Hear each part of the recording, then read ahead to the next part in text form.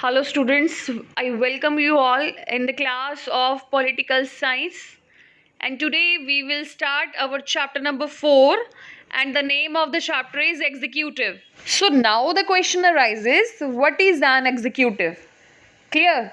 So students, I will tell you that executive is an important organ of the government, and this organ has attained so much importance that the term executive and government are used interchangeably. Fine. The main function of executive is to execute or enforce the laws made by the legislature and to run the administration. Students, you may have heard about the executives of big companies, banks or industrial units. Fine. Every formal group has a body of those who function as the chief administrators or the executive of that organization. So some office holders decide the policies and rules, the regulations, and then some office holders implement those decisions in actual day-to-day functioning of the organization. Fine. So the word executive means a body of persons that looks after the implementation of rules and regulations in actual practice. Clear? In the case of government also, one body may take policy decisions and decide about rules and regulations, while the other one would be in charge of implementing those rules. The organ of the government that primarily looks after the function of implementation and administration is called the executive. Fine. So now we will discuss what are the primary functions of executive. What are the principal functions of executive? Clear? So executive is the branch of the government responsible for the implementation of laws and policies adopted by the legislature. The executive is often involved in framing of the policy. The official designation of the executive vary from country to country. Students, some countries are having, we can say that presidents, and some are having chancellors. Fine. The executive branch is not just extend to the administrative machinery.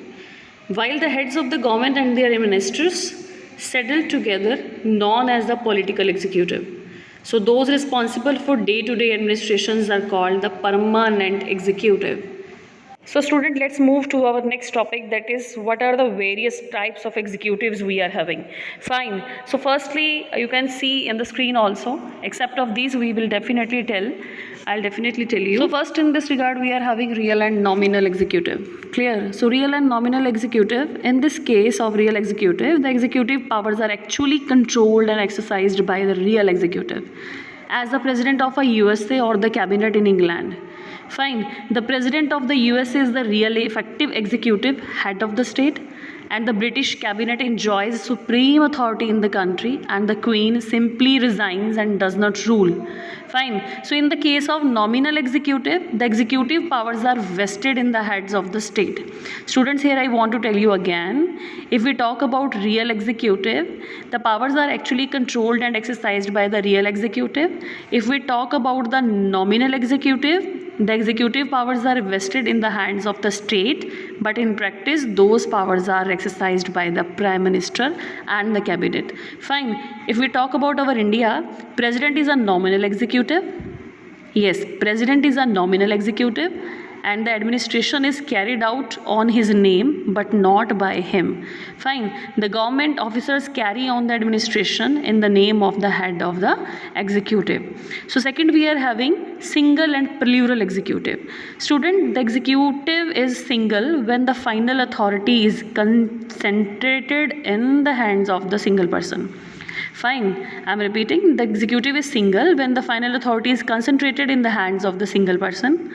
In the USA, let's have an example of USA. In USA and India, the executive is single because the USA president and the Indian Prime Minister have a position of ascendancy among their colleagues. If we talk about plural executive, the control in plural executive is not with one person, but with a council of several person, as the name suggests. Single person, plural, several person. Fine. So for example, in Switzerland, the real executive powers are shared equally by all the members of the federal council. Fine. So the president of the council is only one among the equals and not first among the equals. Clear? So third type of executive we are having parliamentary and presidential executive. Students, in a parliamentary type of executive, the head of the state is a nominal one and the real authority is vested with the Council of Ministers. Fine. The member of the real executives are the members of the legislature and for their election and policies. They are responsible to the legislature. In case the legislature loses confidence over the real executive, and I'm repeating one line, in case the legislature loses confidence over the real executive has to resign. In a presidential type of government, the president is the real effective head of the state. The executive is independent of the control of the legislature. In the USA, the president is elected for a fixed term. Neither the president nor his secretaries are the members of US Congress. Fine. So this was the case of parliamentary and presidential executive. Next we are having dictatorial and constitutional executive. If the source of powers of the executive is the constitution, the executive is called constitutional. I am repeating here. If the source of the powers of the executive is the constitution, the executive is called constitutional. In almost all the democratic countries, what happened? There exists a constitutional executive. If the source of the powers of the executive is the physical force and there is no limit to the authority of the executive, this type of executive is called dictatorial, same as a dictator. Fine. So student, next type we are having in this regard, appointive or nominative executive. Appointive or nominative executive. So there can be appointive or nominative executive also. The governor in India and the governor generals in Canada, Australia, New Zealand, etc. are the examples of this type of executive.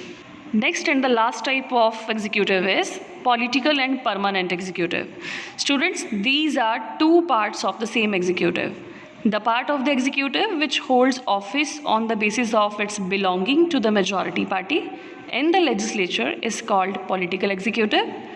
The part of the executive which holds office on the basis of its education or qualification is called the permanent executive. Here I want to explain you once again. There are two parts of the same executive. The part of the executive which holds office on the basis of its belonging to the majority party of its legislature is called the political executive.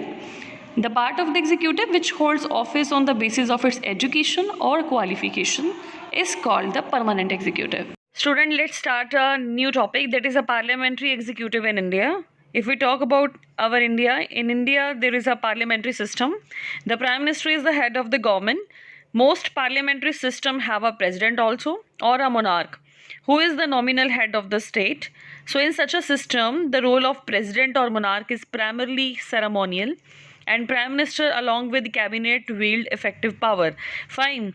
Countries with such system include Germany, Italy, Japan, United Kingdom as well as Portugal. Fine. So next term we are having here a semi-presidential system in which both a president and Prime Minister. But unlike the parliamentary system, the president may possess significant day-to-day powers. In this system, it is possible that sometimes the president and the prime minister may belong to the same party and at times they may belong to different parties also and thus would be opposed to each other. Countries with such a system, including we are having examples of such countries like France, Russia, Sri Lanka, etc. So students, we will start our next topics in the next video.